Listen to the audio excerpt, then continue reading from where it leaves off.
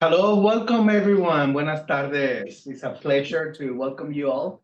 And thank you to the History Department for allowing us to use the seminar room and for the sponsorship. My name is Gaspar Rivera Salgado. I'm the director of the Center for Mexican Studies here at UCLA.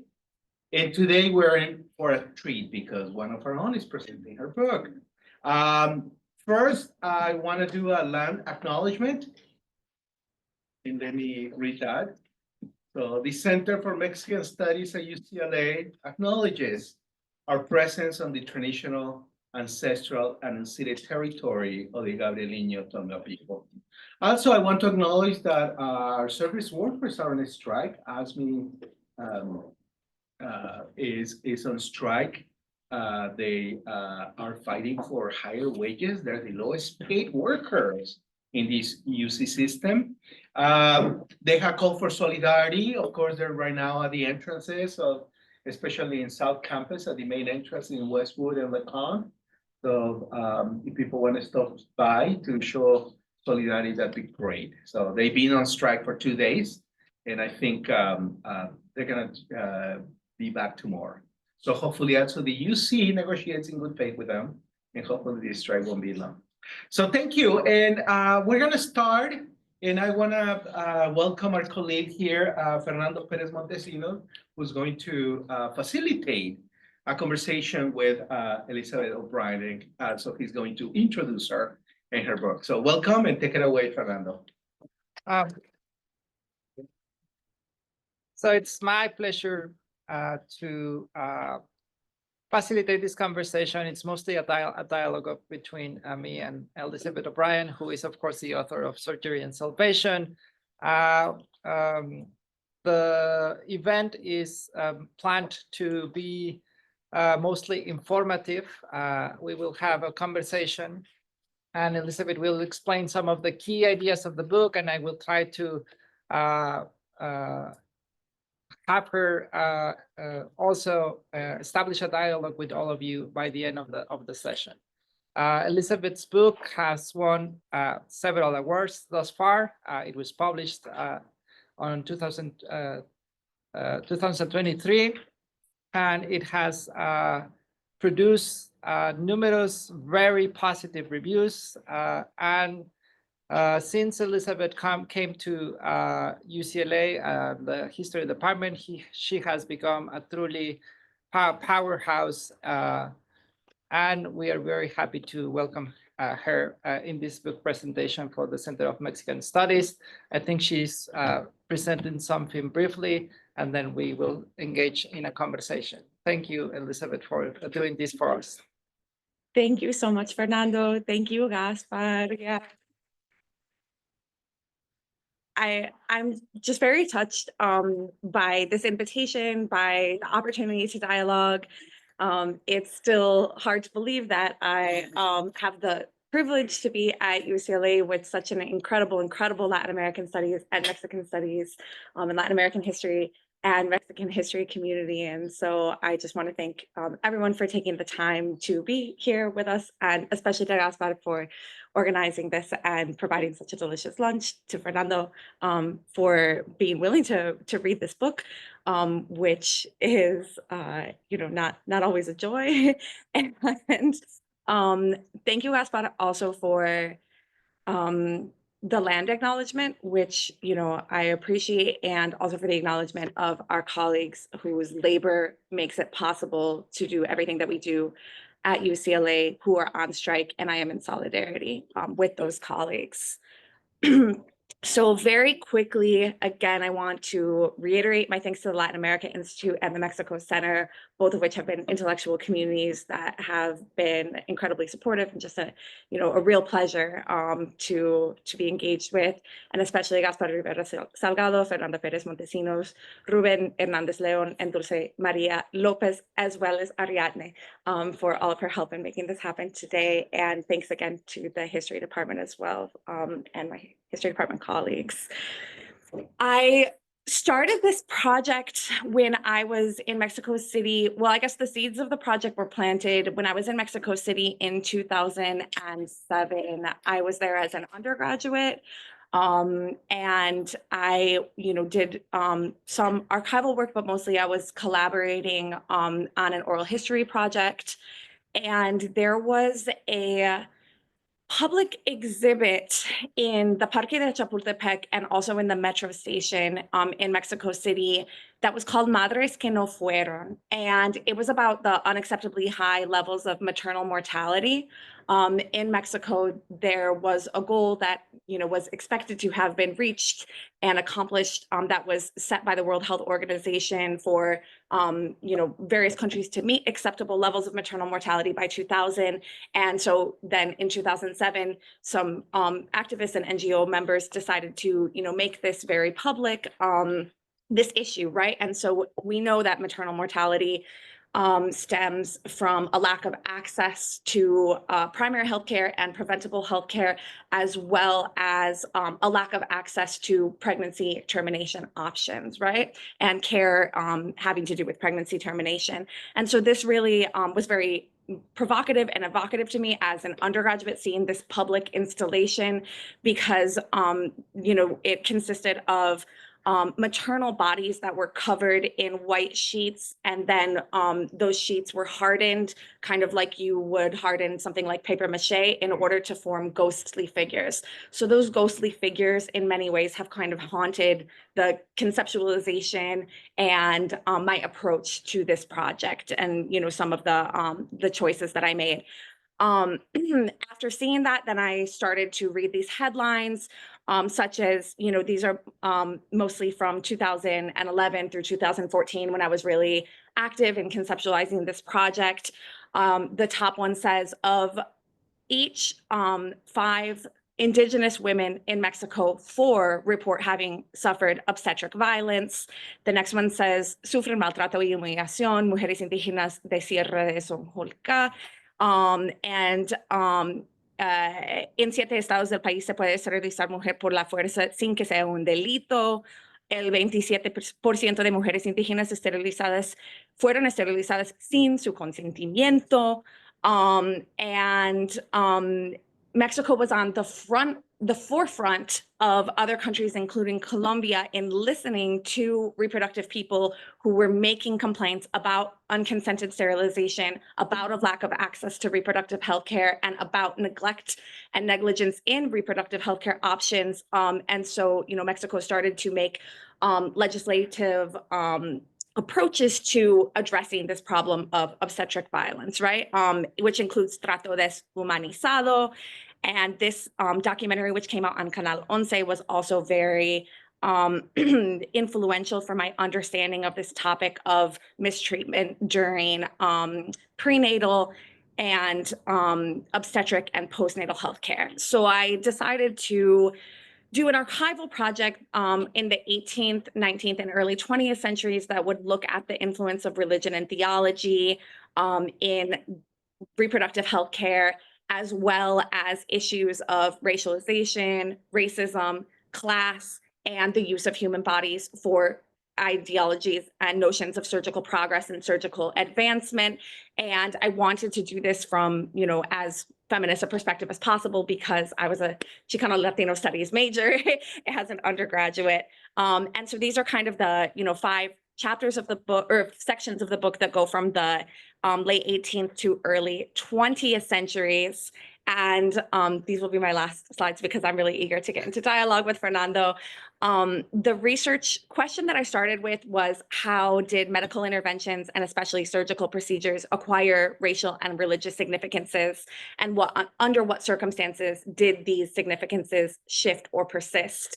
And eventually I came to a kind of analysis in which I saw emergency interventions and a whole history of these emergency interventions that facilitated or made possible the making of new metaphysical claims about life, about death, about maternal worth, and about fetal souls, which could only be made and remade through opening maternal bodies and seeing with the reproductive processes within, right?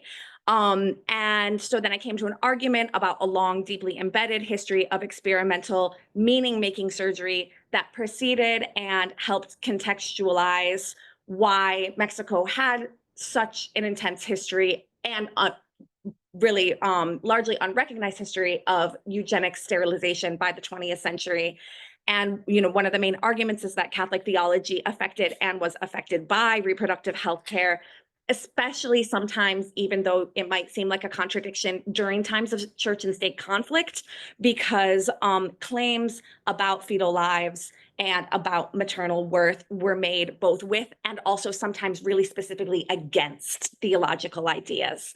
So there really is a church and state struggle that, really affects people's lives. And so basically what I see is what I call salvational surgery, which was this persistent belief that medical interventions could somehow redeem women, children, and the nation. And what I see is that reproductive people who were vulnerabilized by race, by class, by location, by access to medical health care, by language, and by their employment, and by many other factors, were often kind of seen as the problem to be solved, as opposed to in need of the best, healthcare possible.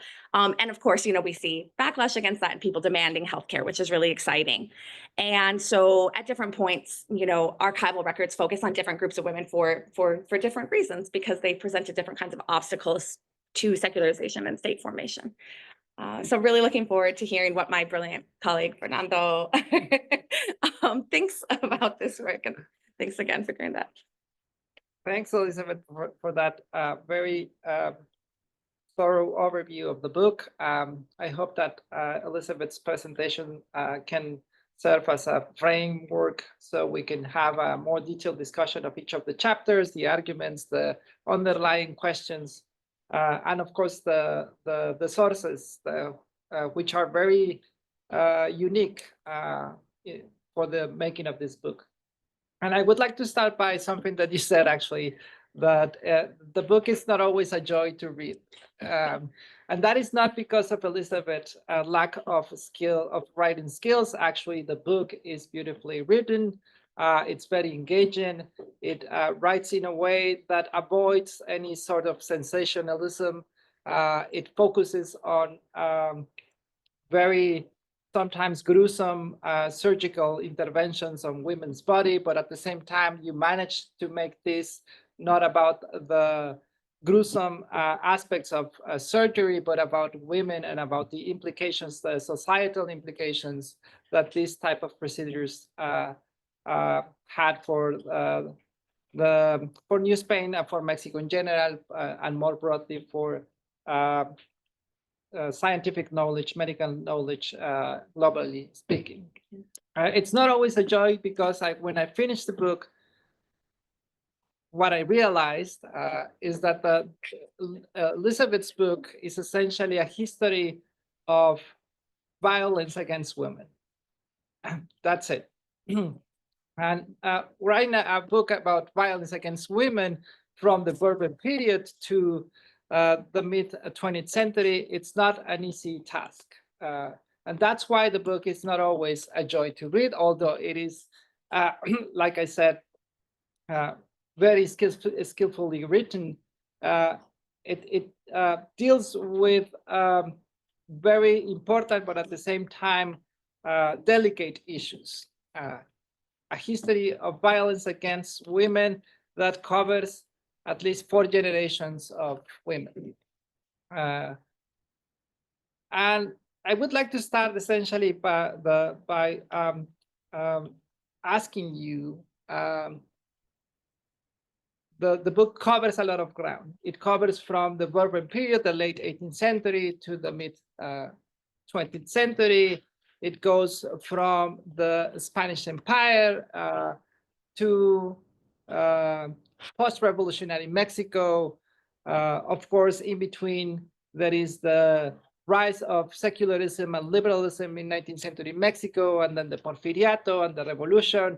So it covers a lot of ground, but you somehow managed to have a cohesive argument and baseline that helps you to understand this violence against particularly vulnerable women in Mexico. So my question is how and why, my initial question is how and why did you choose to write a book about surgical interventions and how you use surgical interventions to sort of an overarching theme that allows you to cover so much ground, but also very complicated issues. So why about surgery? That's a great question. Yeah, thank you for those. Well, you know, some of the first sources that I found for this project that were very exciting for me, in terms of their historical importance, were those in which medical students were admitting that they were breaking the law by deciding in the company of their peers to forcibly sterilize women in Mexico City in the 1920s and in the 1930s. And so in all of Latin America, eugenic sterilization was not legal except for in the state of Veracruz. And so as a result, historians tended to have this idea that because it wasn't legal and mandated by the state, like it was, you know, in England, in, you know, most infamously in the United States and Germany, in these, you know, fascist regimes, that then it probably didn't happen in Latin America. But because I decided to read beyond the law and state discourses and to read medical students' own words about what they were doing with and onto the bodies of impoverished, racialized, poor women in public clinics, that was really a significant finding early in this project. But what I noticed was that they were making arguments that were both at the same time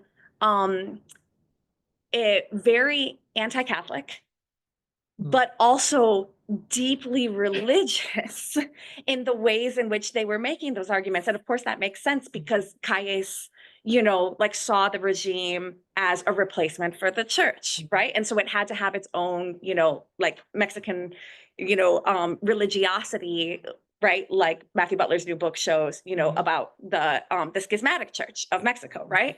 And so this was the time to make those arguments. But what I saw was that they were also making reference to a long and deeply embedded history of only being able to make some religious arguments by making surgical progress, by making surgical innovation, by opening people's reproductive organs in new ways and making new arguments about behavior, about the body, and about the ways in which some people's bodies are understood to be predestined to some kinds of reproductive outcomes because of the social situations in which they find themselves. And so I was coming from this literature that always sees all kinds of healthcare, and especially reproductive healthcare, as profoundly socially embedded. And so I thought there's a longer history to this. And then I was in, you know, this workshop where there were a lot of people working on the 18th century, and they were telling me about this very, very, very exciting new research coming from Adam Warren, Zeb Tortorici, who's a graduate of this program, Martha Few, and Nora Jaffrey, who were looking at the history of the cesarean operation, which was only done in a modern sense in the 18th century by priests to baptize the unborn souls, as small as a grain of barley, of unborn children. And so I thought, well, I think because Mexican historiography is so rich and there's such good archives and there's so many people working in the history of women, gender, and medicine in Mexican history. And so, you know, yeah, I'm thinking of Claudia Agostoni and Ana Maria Carrillo Farga, Laura Suarez Laura Suarez Lopez Iguazo and Laura Cházaro. They had done all of this work that allowed me to just focus on surgery in order to make a longue durée argument. So surgery becomes in Liz's book sort of the vehicle to explain larger societal political transformations that are huge. And this is again a sort of a suggestion for people who want to engage in longue durée type of research, especially graduate students that are here. sometimes it's difficult to navigate so many years, decades, and different transformations, regimes. But by focusing on one specific thing that seemingly is meant to actually protect patients and save people from unnecessary suffering, by focusing on surgery as a way of actually exercising violence against specific subjects, this is able to show us a different understanding of how science works, of how medical knowledge is produced, of how authorities, whether they were religious or medical in New Spain and Mexico, relate to women. And also, and very importantly, it tells us a story about Mexico in general, through the lenses, again, of a very tiny aspect of life that nonetheless Liz managed to place in a context that is super important. So that's one of the sort of the many brilliant aspects of the book. Surgery becomes suddenly something that is not only about surgery. Again, the history of violence.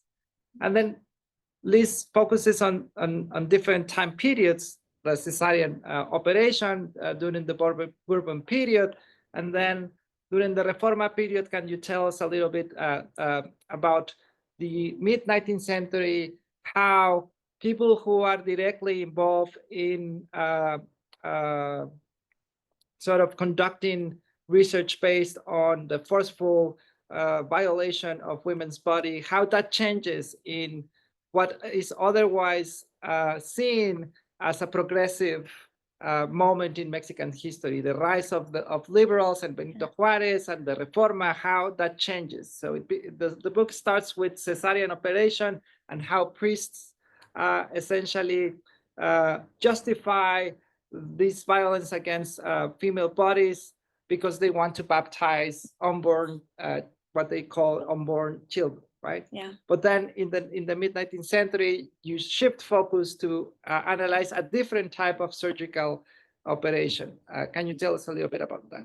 Yes. Yeah. Yeah. Thanks for that question. Yeah, so, there's a shift, as you already said, from the first section of the book. The surgeons are priest surgeons because, they're the ones in contact with pregnant people. They're the ones with this claim to make about the fetal soul. And they're making it in a violent way by saying that the potential life of a fetal soul is of more value to the church than the actual life of a living woman.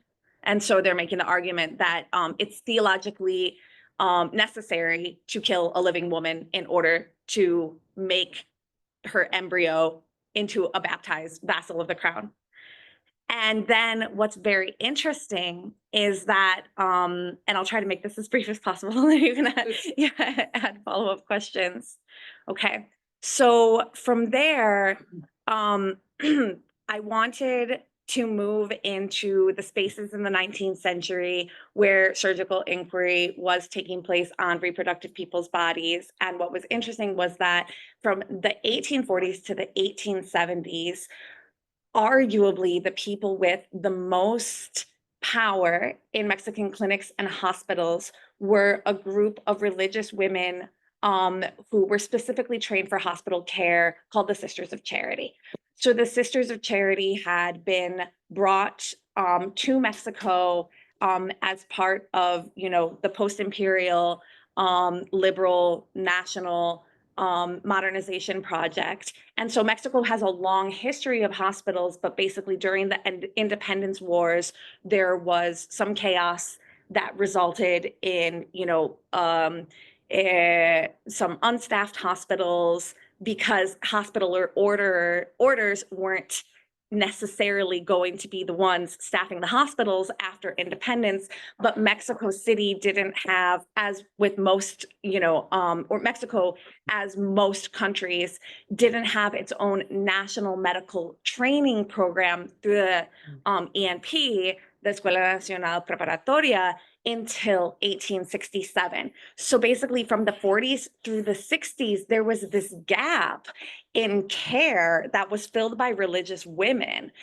And so, one of the things that's very interesting is that then once there is a critical mass of secular doctors who don't want the religious women to be in charge of patient care, then they make arguments which are pretty typical of the time, really, about that in order to be so connected to God as a religious woman, you can't really be a liberal, rational citizen. You're not really rational enough for citizenship. You're probably pretty hysterical because you're having these like metaphysical connections with God, and so that women could be trusted to be in charge of patient care. So there's this epistemological clash that also dovetails and coincides with a shift in how medical science conceptualized the problem of hysteria itself.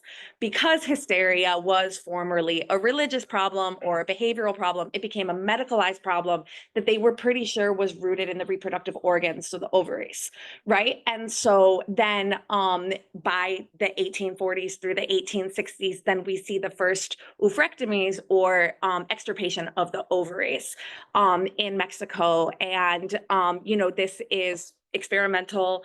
Sometimes it's because women have ovarian cancer and they're going to die if they don't have their ovaries out. But sometimes it's because they're kind of hysterical, right? And so, there's this real curiosity about, there's like an emerging notion of hormones and the ways in which those affected brain and body. And what's interesting then is that in the next chapter, by the 1870s, we see basically the sudden transformation of discourses about ending pregnancies, because ending pregnancies had been something that has, as people have been ending pregnancies as long as people have been having pregnancies. That's something that historians of abortion, know, right? But ending pregnancies had never before been done as part of a state-funded and state-coordinated medical training program in the way that it came to be by the 1870s. If you wanted to end a pregnancy in Mexico before the 1870s, then you would talk to a midwife, you would, get the right herbal preparation from your mom or your aunt or, your sister and their midwife. Or if you had enough money and you wanted to, have a physician attend you instead, that physician would attend you in your home, in private. They wouldn't be making public knowledge about ending your pregnancy. So all of a sudden, after 1869, when the Catholic Church decides that embryos should be seen as animated or ensouled from conception, and that ending a pregnancy at any stage should be seen as a crime, then doctors become very interested in both protecting themselves from that, but also making their own, bodies of knowledge about what affects pregnancy. And so in the 1870s, the women who were actually most kind of apparent in records were those who were really not impoverished. Sometimes they were elites, sometimes they were in a maternity clinic to hide their pregnancies. And doctors made arguments on their behalf that they were hysterical, dovetailing with the hysteria argument, and that their unwanted pregnancy was making them hysterical. And so that it was their responsibility to decide the outcome of their pregnancy on their behalf. So in the 19th century, what we see, again, this is fascinating because she's explaining generations and decades of Mexican history by focusing on very specific things. So it's fascinating to me how the 19th century, the mid-19th century, the rise of liberalism starts with the secularism, the secularization of many institutions, but at the same time, that is in the field of medicine meant displacing the people who actually knew how to do this, how to take care of other women, displacing them first, and then justifying with this very metaphysical, at the same time, budding scientific knowledge, blaming women of their own suffering, essentially. So that starts in the 19th century, and then by the second half of the 19th century, it becomes about abortion but not in a way that explains or helps women, but in a way that once again blames women for their own suffering. So what we see again is a constant. Liz's book starts with priests conducting cesarean operations on mostly indigenous women in missions, in very enclosed settings that priests control, and in which indigenous women have only very little saying, essentially. And then in the 19th century, we see the displacement of nuns who have a very particular knowledge that is actually useful for other women. And then the rise of this new medical class, let's put it like that, that not only displaces other people who have medical knowledge, but also uses this their own medical knowledge to conduct experimentation on women's body. Yeah. And then by the late 19th century, we see once again the pattern of stigmatizing even elite women that are pregnant for the purposes of justifying what doctors, male doctors essentially, are justifying as progress in medical knowledge. So can you sort of elaborate a little bit on how by the late 19th century, when the Porfiriato is already consolidated, and up to the post-revolutionary period, how this pattern evolves? Absolutely. Yeah. No, and you summarized it better than I could. I really appreciate the ways in which you're refracting like my arguments and relating them to Mexican history. It's amazing because that's, you know, what in my mind they should tell us about. And let's see. So if I could share my screen in order to show an image that will help get us into the Porfiriato. Is that okay if I do that again? Wonderful. But I just first, you know, I really want to make a content warning about this image, because basically what it shows are human remains. Because during, and the context to this is that, you know, Porfirio Diaz, right? So, you know, he is, you know, the head of state, right, of this technocratic, autocratic, you know, very science, you know, like enthusiastic about scientific progress state, right? He wants, you know, Mexico to have a really excellent public health and medical training system. And so, you know, Mexico went from training just a couple of handfuls of doctors by the late 1860s to hundreds per year by the late 1890s. And there are, you know, a lot of things that happened in medical progress writ large during this time period, including the germ theory of specific disease. And, you know, there's progress in, you know, treating communicable diseases and making vaccines and offering the vaccines. And there's this whole public health system that develops, which I, you know, absolutely support the development of any and all public health systems, you know, as long as they're respectful and not violent, right? And so I want to make really clear that I am not anti-science, I'm not anti-vaccine, I'm not anti-surgical intervention, and I'm not anti, you know, medical investments in the state.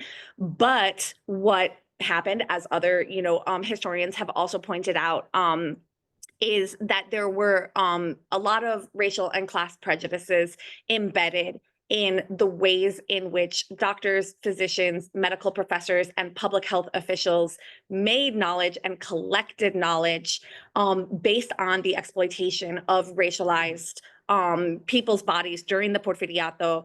And so in obstetrics, this is one image, you know, that really kind of exemplifies one of the professors, who this was his lab, because there were, so many women who died during reproductive health care that he collected their remains and participated in an international project of comparative anthropometry, which refers to the measuring and, making of comparative measurements of people's skeletons and other bodily parts. And what this was part of a larger project of scientific racism that created a supposed scale of human worth that, came up with supposedly, now we know, totally spurious rationales for the alleged biological inferiority of people who, for example, were shorter in stature because of their indigenous heritage.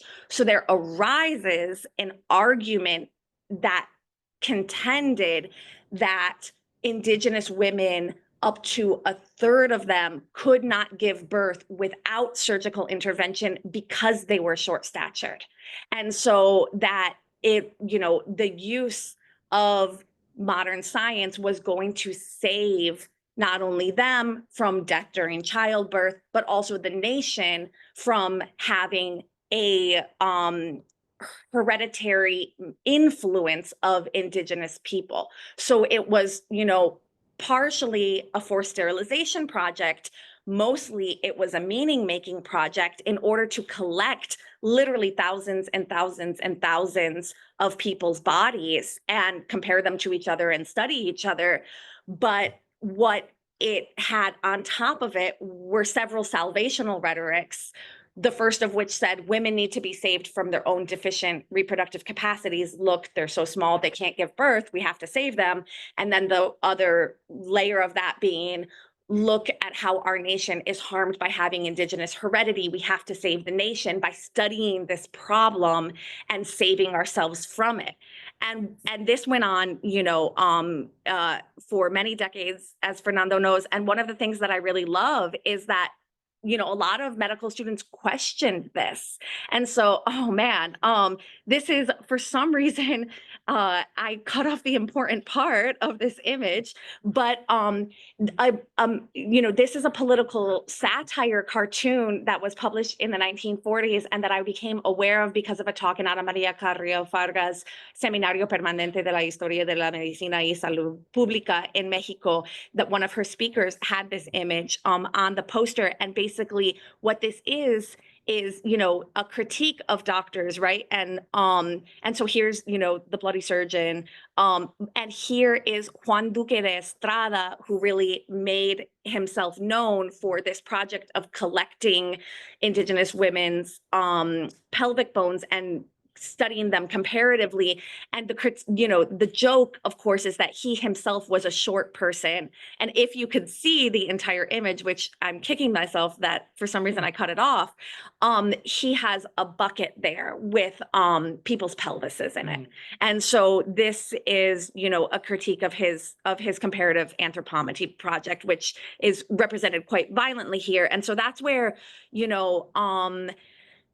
the scale of state experimentation, which is what it was, which was not unique to Mexico in this time. It was everywhere that had, medical institutions by the late 19th century, really kind of explodes by the late 19th century. So now we see, different kinds of interventionist and experimental rationales that, had violent effects on small groups of, in terms of numbers, women's bodies expanding to encompass entire classes of people in Mexico City by the late 19th century. Yeah, and then there is the other aspect that Liz studies in these chapters on the 19th century, on the sanitarian police. There is an ongoing policing body, institutionalized, funded by the state in Mexico City, that basically kidnaps women for the purposes of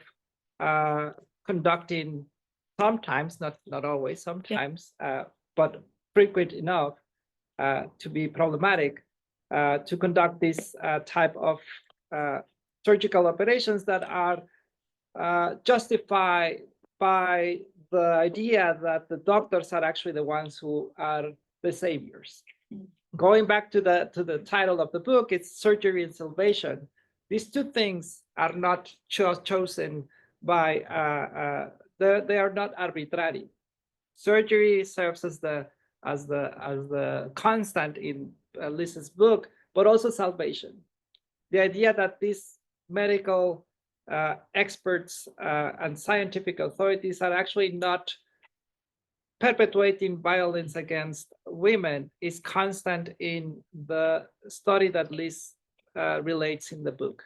It's about salvation. It's about the greater good. It's about saving the empire, saving the nation, saving science, and so on and so forth. And that discourse and that sort of baseline continues until the 1940s, and to some extent, and we will discuss that later, if you will, even the 21st century. The idea that the doctor is actually, or the person who is perpetuating this type of violence is somehow saving the women from themselves, from inflicting damage to the larger political body. So if you can discuss the later part of the book, and then we can more generally discuss the concepts behind the analysis, but the 1920s and 40s. Yeah, thank you for that. And you know, that's an important part, as you just mentioned, with the sanitary police. And you know, again, you know, I don't want to exoticize Mexico by suggesting that this was particular to Mexico City, because lock hospitals in which so-called public women were forcibly interned and kept in hospitals whose doors were locked with bars on the windows were an international phenomenon at this time. And so Mexico, one of the things that I see is that not only were they taking part, you know, the Porfirian, you know, sanitary health establishment taking part in this trend, but oftentimes at the forefront of it, or even ahead of European countries, because they were so eager, you know, to make these claims in a modern, right, fashion. And so, okay, so now moving into the 20th century, and again, I guess I'll just share my screen to give you a couple of visual images. Well, by 1907, the General Hospital is established. Yeah, is that okay? Of course, yeah, absolutely. Yeah, thanks. There we go. Is that okay? No.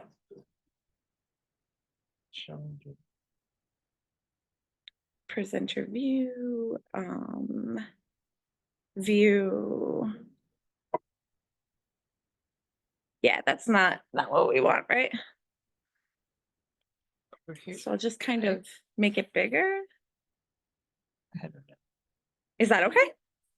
Yeah, I think so. So the Hospital General is established, and this, you know, gives the state the capacity to treat many more patients. And so some years, by the 1930s, there were actually 200,000 visits to maternal and fetal health clinics throughout Mexico City. And you know, there's a whole culture develops in the hospital of, oh yeah, here's some data. So we see this really explode the state capacity. And of course, this is part of a larger post-revolutionary state project, right, that seeks in its own way, as we've been saying, to redeem the nation, to assimilate indigenous groups, to acculturate and, you know, alphabetize people. And, you know, so there's a lot of, you know, public health campaigns. I kind of like that picture of, it's a little bit creepy, but the hospital wing, as we can see, you know, the General Hospital is very modern. It's very spacious as compared to, there's still religious nurses, but, you know, it's a different kind of architecture, right? and people are, doing laundry and working to pay for their stay in the general hospital if they couldn't pay pesos. So they're kind of like different scales of patients. Some of them could pay for the best kind of treatment and to have their own bed and to have the best meals, and others were, accepted for free, but with the understanding that they would pay either, through allowing procedures to be done onto their bodies, and that was written into a code in the late 19th century, or also donating their labor. And so what we see in the records is that at least several thousand people who, very, very, very, very probably most of them were racialized in a way that they were seen as either indigenous or, mixed race, were sterilized so that they could not have any more children. And there's very suggestive evidence that we know that at least some of those did not give their consent, but there's very suggestive evidence that potentially a large part of the group of people who were sterilized did not give their consent for the procedure. This is, we can't say too, kind of in too much of a black and white manner, because we have to recognize that part of the reason why doctors are sterilizing so many people by the 1920s and 1930s is that there were so many women or people with uteruses going to hospitals in the 1920s and 30s and saying, we know you can end our childbearing capacities and we don't want to have any more children. Please, for the love of God, sterilize me. And because, people want access to birth control. And so here's one of the most important kind of findings from this. There's, a medical student who's writing, I read quite carefully, and he just flat out says in 1932, Mexican doctors always experiment with sterilization techniques on indigenous women with small pelvises first. Following these preliminary experimentations, we then begin to use new surgical techniques on other women as well. And some of those were women who had a little bit of money who could pay to be sterilized. So does that make sense? So they're literally using the public patients and making knowledge on their bodies, often without their consent, as the evidence overwhelmingly shows, though we don't know, we can't exactly put numbers on it, and then making new medical technologies that could then be offered in a medical marketplace in exchange for money. And so this is kind of, that. And then the last chapter basically has all these complaints, which I never thought that I would find. And so it's got complaints from rich women, it's got complaints from poor women, it's got complaints from women without partners, it's got complaints from women's partners, it's got complaints from, a woman whose baby was stolen from her at the hospital. The baby just disappeared. That one really sticks out to me. A woman who was probably indigenous because she really identified with the braid that she had, and her partner complains that the doctors cut off her braid, which is, a direct attack on her identity, right? And so, we really see a discourse emerging from those complaints that's, very typical of the post-revolutionary era, that it's people, asserting citizenship rights and claims on the state. And one of the things that's important about Mexico and its progressive revolution and constitution of 1917 is that it was the first modern state ever to guarantee free healthcare to all of its citizens. And one of the beautiful things about Mexico is that you don't even have to be a citizen to get free healthcare there. The state is really dedicated to providing healthcare with all its, problems, as every state has problems with healthcare. And one of the beautiful things in the last chapter is that we see people from all walks and realms of life who are understanding those promises and those discourses and making their own claims on them to their own ends, whether they want, contraception or they, want a nonviolent experience in a hospital with good food. They always want better food, of course. And so, that's kind of the end of it. This is a good segue, I guess, to discuss the sources. But before doing that, I just want to also reiterate that Liz is not claiming in any way that this is unique to Mexico, that this is a story of how backward medical practices were in a Latin American country.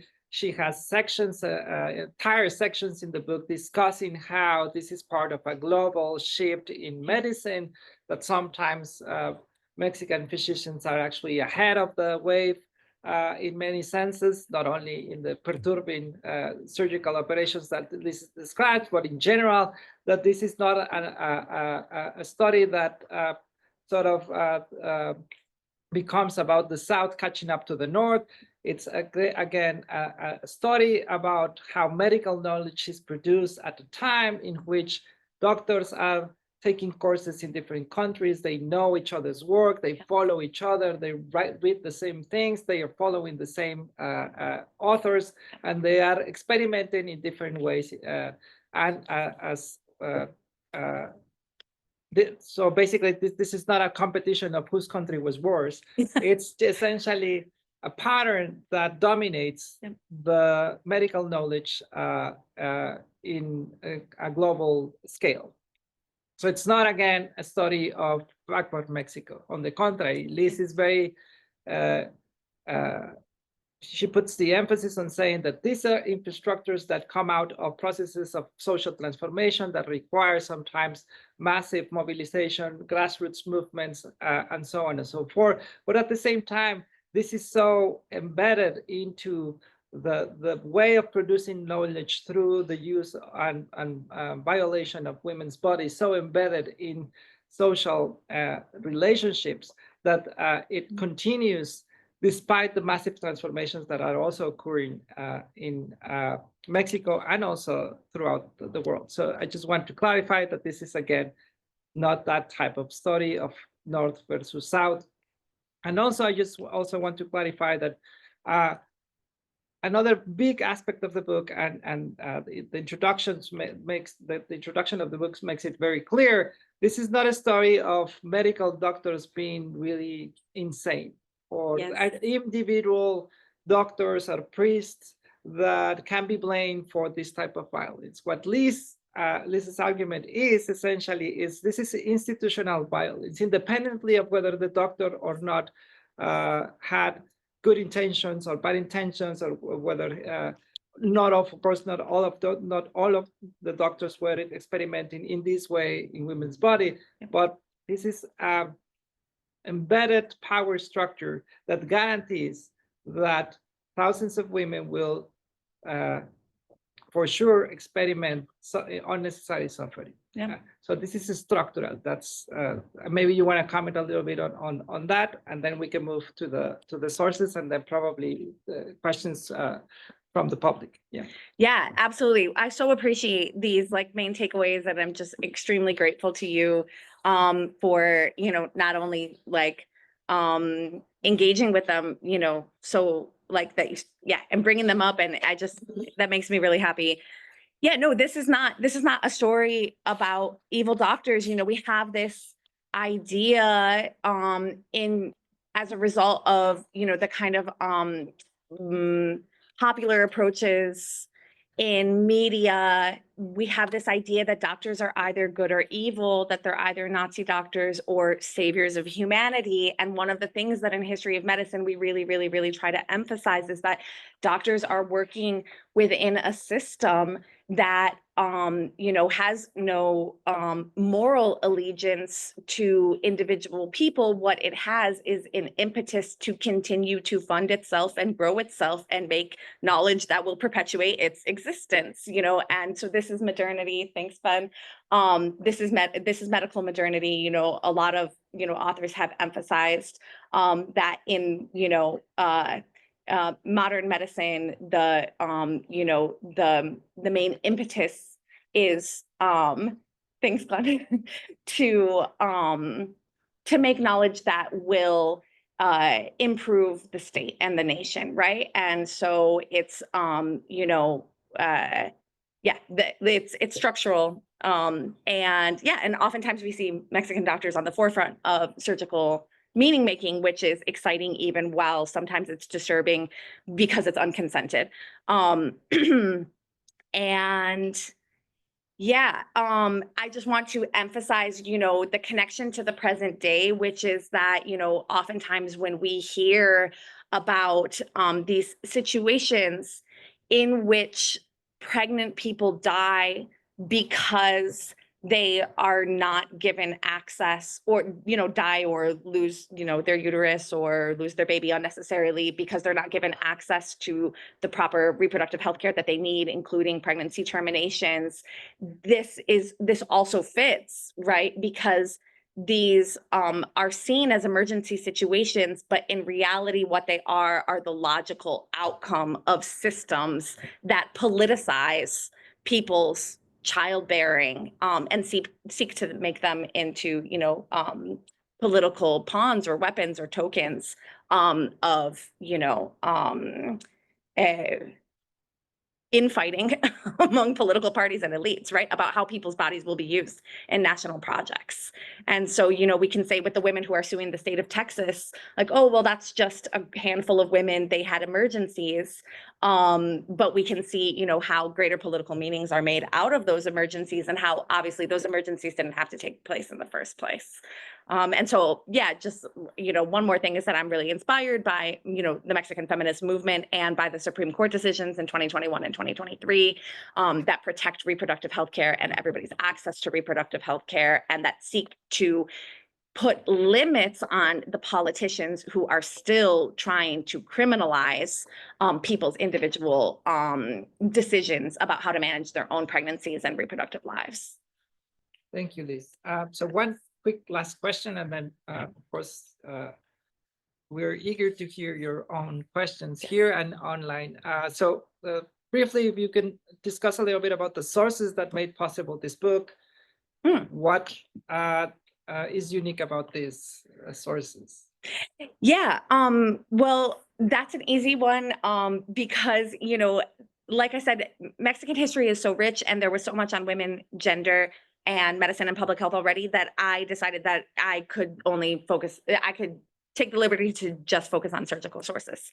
So I read, anytime anyone was doing surgery, in terms of reproductive health care, when it came up in the Gaceta de Mexico, or when priests, wrote manuals for other priests for how to save unborn embryos, or when medical students wrote, the majority of my sources are when medical students had to write a thesis, like so many of us do, and they had to defend their thesis, and they, would include these little appeals to their professors in the first pages and say, please forgive the missing footnotes and the grammatical errors. You have no idea how many candles I had to use staying up until 4 o'clock in the morning writing this thesis, and I just beg of you, your kindness, and please pass me at my defense. So it's really, these are really insular sources in some ways, because but at the same time they are very candid, right? So they are absolutely. I don't think that these medical students, would have ever thought that, their appeals to their professors to please pass them in their defense could be scrutinized for bioethical concerns by historians 100 years in the future. But one of my favorite findings in the archive was that I was reading this thesis from this doctor who I showed you the quote from, where he says we always experiment on Indigenous women with small pelvises first, and then we use those techniques on other women as well. Somebody who had a really strong feminist interpretation read his thesis before I did in probably the same archive, because that's where it lived ever since he defended it. And she wrote these scathing commentaries throughout in reaction to and so I felt a connection. And when I've showed this to, paleographic experts, they've said, it looks like she was writing in the 1970s. Yeah. And she said to him, I remember, because he was talking about, the masses are so mediocre and we have to use eugenics to improve ourselves. And she said, the masses, the mediocrity of the masses will never make you great, you asshole. And so, it is, a discourse in which they're very honest, but in which, I found inspiration from how other people read these as well. So these are medical students for the most part writing thesis and explaining really in detail these procedures. But also the site of the archive is the Antiguo Palacio de la Inquisición, right? Yes. So, okay. Yeah, I might have a picture of it. I'm not sure. So yeah, it's on in downtown Mexico City, just Yeah. 3 blocks away from the cathedral. There's the Antiguo Palacio de la Inquisición, where there's often have these exhibitions of torture in New Spain. Yeah. So Uh, not too far off. but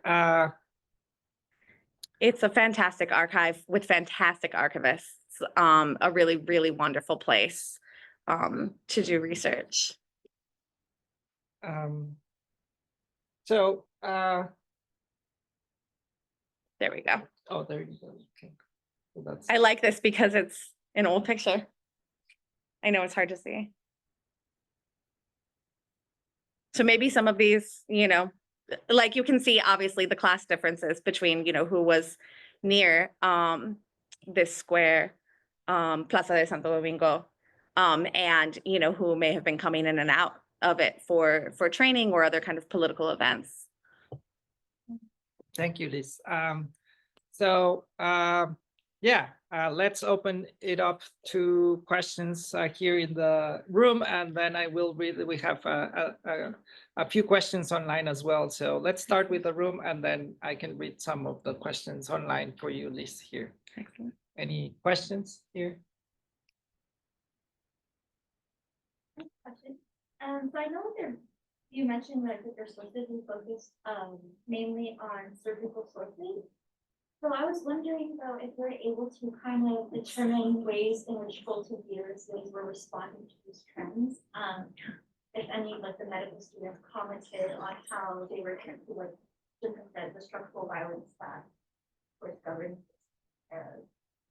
Absolutely. Yeah, thank you for that question. Well, even in the United States, it was not routine or status quo to give birth in a hospital until the 1950s. And that was the same in Mexico as well. So, people try to avoid these institutions and these situations by avoiding going into public clinics. And, that's where, like I opened the book with a case of, an 18-year-old girl who's just walking down an alley and she's snatched by 3 women who are probably collaborating with the public health apparatus at the time, because I had the collaboration of like women, like philanthropic groups as well as women religious groups, and these women took her against her will, like from what we can tell from the sources, into a clinic. And she, her experience there became really foundational in the history of Mexican medicine, while it also tragically ended her life. And so, yeah, so people, tried to avoid, and that's, hospital spaces, unless they had, something that they really went in with a clear idea for what they wanted the outcome of their experience with the doctor to be, right? And so that's where chapter 9 is really important, because we see, that people really used every means that they could to protest undignified situations. They would write letters, they would call in, groups of feminists to inspect the hospital, they would make complaints, they would say, like, I don't want to share a bed with 3 other people, or I don't want to sleep on the floor. And so, yeah, kind of individual, family level, and collective protest. Also, midwives protested in the 19th century, when their profession was under attack as part of the modernization and medicalization of healthcare. And Ana Maria Carrillo Farca has a great article on that. Yeah. Yes.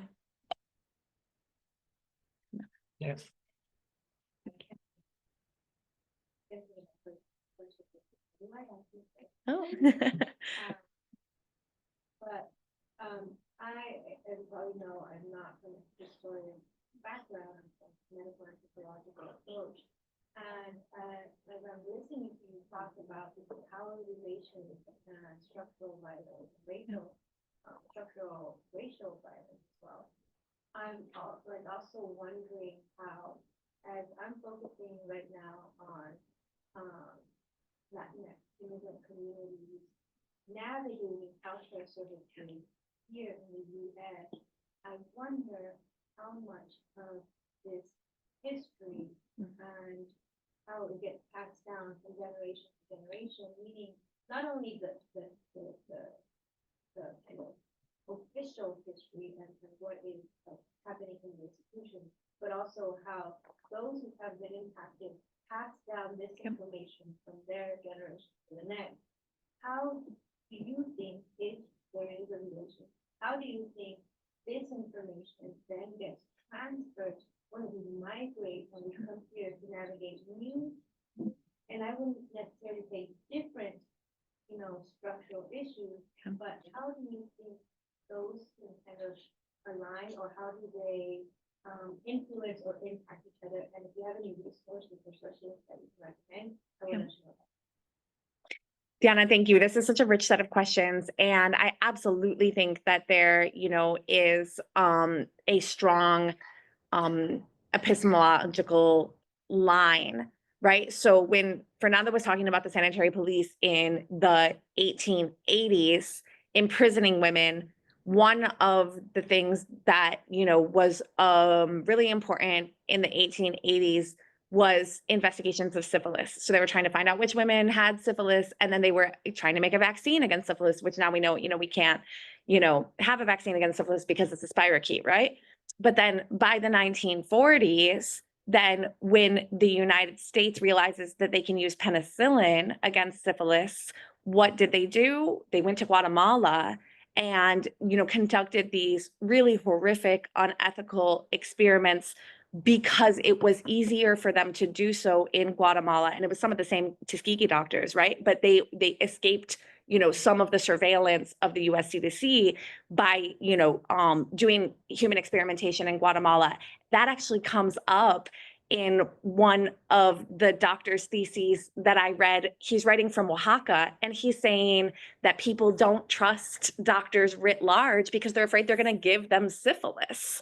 And so, I think we have to call these things out. We have to say, Merck and, these other pharmaceutical companies that, have made their billions and billions and billions off of penicillin owe reparations to Guatemalans and people in Tuskegee and their descendants and the entire country. And we also have to recognize and historicize the fact that that relationship was facilitated by the fact that the US military had a base there, and they didn't want their soldiers to have syphilis, or they wanted to know how much penicillin they would need to get when they got, after raping, women in Guatemala. And so I recommend Lydia Kraft's work on that. She's interviewed a lot of the survivors of the Guatemala syphilis experiment, and she's been involved in the lawsuits against the people who knew about it and made it possible. And so I think that we have to be honest, I think that when people are vaccine hesitant, I think the CDC has to be honest about the fact that vaccine does, a lot of vaccine technologies have been embedded in different structures of colonialism and enslavement and slavery in different times and places, and that some batches of vaccines historically have, been contaminated in unfortunate and, unpredictable and, they weren't supposed to be contaminated, and that's why people died. We have to explain, you know what I mean? Like, we have to be honest, like not every single instance of vaccination historically has been perfect, and that's why your family doesn't trust it, instead of just saying, that anyone who doesn't, automatically trust science is ignorant or stupid or crazy, right? So better communication, but obviously it's all, as one of these questions here, recognizes this exists within, a power dynamic that is already so flawed, right? That we, and one of the things that makes a big difference in the United States, for example, is that there are dismally small representations of especially Black and Latinx and Latino doctors. And so, and there are a lot of studies that show that people have better health, women and babies of color literally die less when they're treated by doctors of color. And so, we have to keep fighting. Though, I mean, a lot of people think that, like US medicine is a white supremacist institution. So naming it, calling it out, fighting it. Before we go to Vivian's question. I would like to read a couple of the questions here, and then Vivian, and then we end with the online question quickly. I think you answered a little bit of these questions already, but Casey Johnson is asking about, is there a clear documentation of folks grappling with the moral ethical implications of using marginalized women as test subjects in the historiography for medical projects, or even from the lens of those med students? And Casey Johnson also asks, are you able to share some of the foundational sources you used on sanitary policy and their impact on marginalized women? Thank you, Casey Johnson, for these questions. There is a clear documentation. So not only, is there a whole literature on bioethics and, in the realm of kind of meaning making in reproductive healthcare, one of the people, whose work I most highly recommend is Deirdre Cooper Owens. She's actually also a graduate of this PhD program at UCLA in history. And, she has a really excellent analysis of this. Also, Dorothy Roberts, her famous foundational book, Killing the Black Body, is a really important approach to this topic. And then one of the things that, that Fernando, you probably saw throughout the book, there are these dissenting voices, especially when you have more medical students writing about the same topic. You'll have 1 in 10 saying, hey, this is not cool, I don't agree with this, and so it's really important to lift up those voices. And then the foundational sources on sanitary policing are in the Archivo Histórico de la Secretaría de Salubridad y Asistencia in Mexico City on Donceles. And I can't share them because you can't take pictures of sources there. So you have to go there.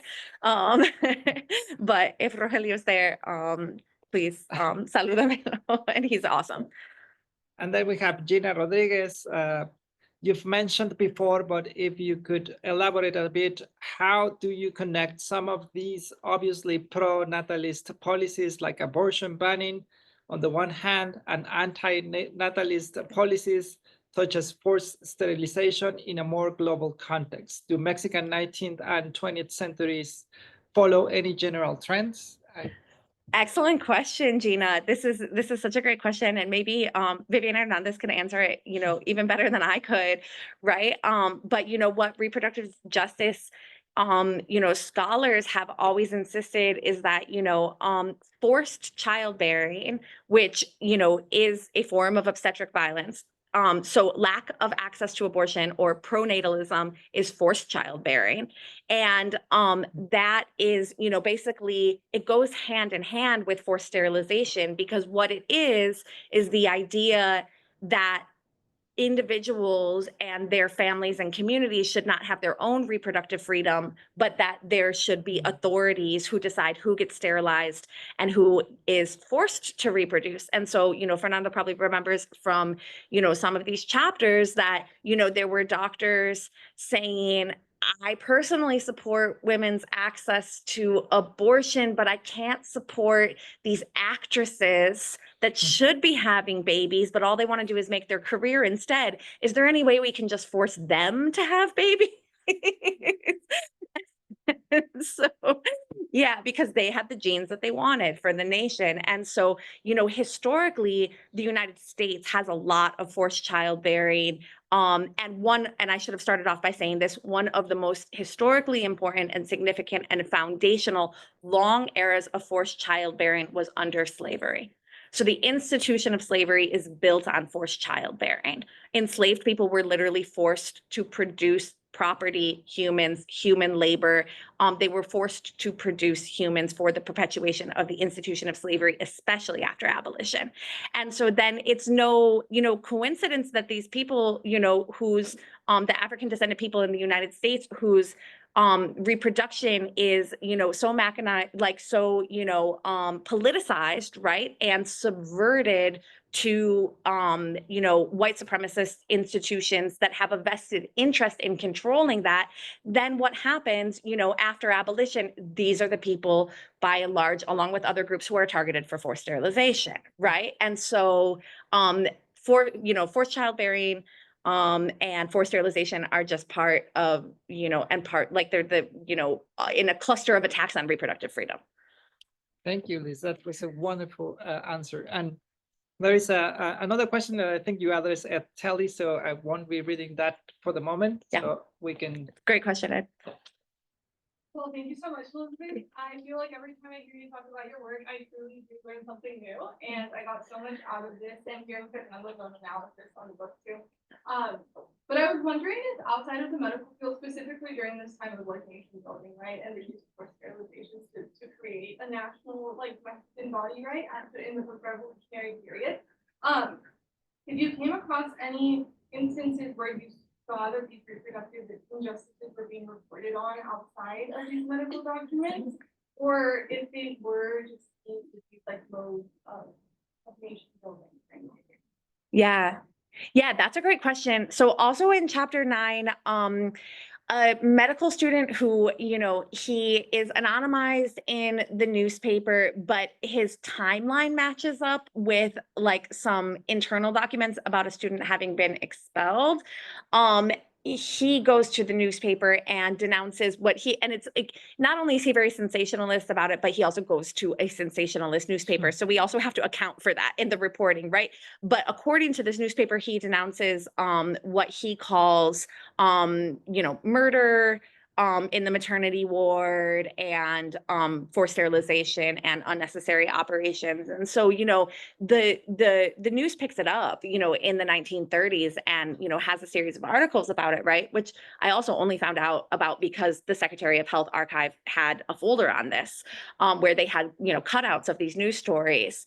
And then, you know, I went to the Hemeroteca and, you know, read more widely and tried to follow it up the best that I could. But, you know, I didn't do, you know, just like a wholesale, you know, like prosopography in all the news sources, right? But we do know that, for example, in, oh gosh, her name is escaping me now, but you know, she works on the 60s and 70s, and one of the things she reports on, or she, you know, historicizes, is how rumors of forced sterilization were circulating in the news. You know, this Mexicanist I'm talking about, whose work is really good. Yeah, I don't remember. right, but yeah, and so you know, there, you know, and also, let's see. There is some vaccine hesitancy in the 20th century, and some of that, you know, in Mexico. And there's also, you know, like at the same time that the Secretaría de Educación Pública is sending maestros rurales to some rural communities, and in some, you know, the teachers are rejected because, you know, people don't want this outside imposition that's colonialist, that's literally a mission. And oftentimes the, you know, complaints are about, you know, well, these teachers want to teach my kids sex ed. Sometimes doctors are sent in these same missions, right? And there is a book by, I think his last name is Leon, and he writes it like in the 70s or 80s, and he talks about, you know, some like, you know, kind of like local community level, you know, rejections of doctors, riots against doctors, and vaccine hesitancy, which, you know, obviously, you know, I do support vaccines, and I support the COVID vaccine. I, you know, like, don't buy into any of this, like, you know, white supremacist crap in this country, you know, but at the same time, as Fernando probably saw, you know, in chapters, at one point, a doctor saying, maybe we can make a vaccine with sperm that would get people's immune systems to reject sperm, and that could be a form of contraception. And so, you know, people are being exposed to these things and sharing knowledge about them and rejecting them in their own ways. Yeah. Thank you, Vivian. Any other questions here in the room?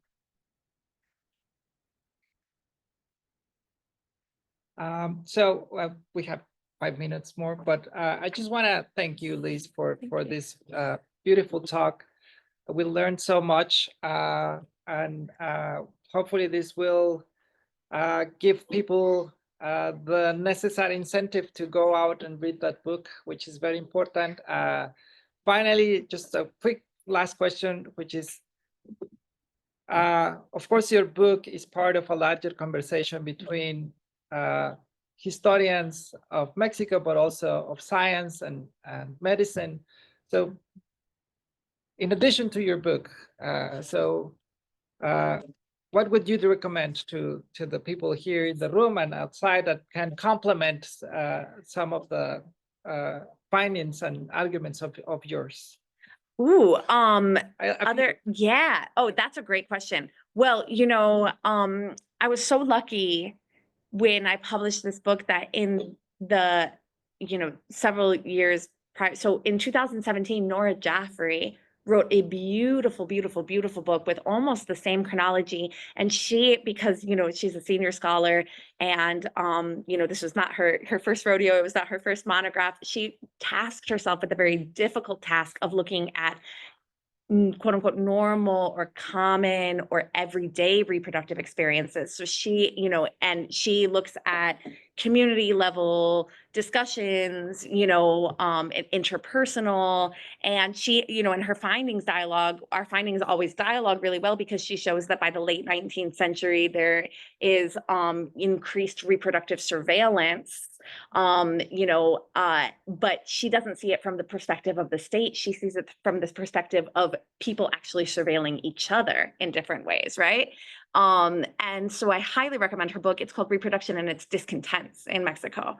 And she goes up through 1905. So then I kind of add the eugenic sterilizations, but she's not interested in surgery and emergency and so I recommend that one. And then also I already mentioned Adam Warren, Zeb Tortorici, and Martha Few have this great work, and then Pablo Gomez, he has all of this awesome work about the history of medicine. He really questions the very notion that there is like a Western medicine that, Mexico is somehow not part of. And he shows that we get much more analytically if we look at individual healers, especially unlicensed ones. And so, he has this book called The Gray Zones of Medicine, and it's a story of 13 unlicensed healers and their community relations from the 16th century through the 21st.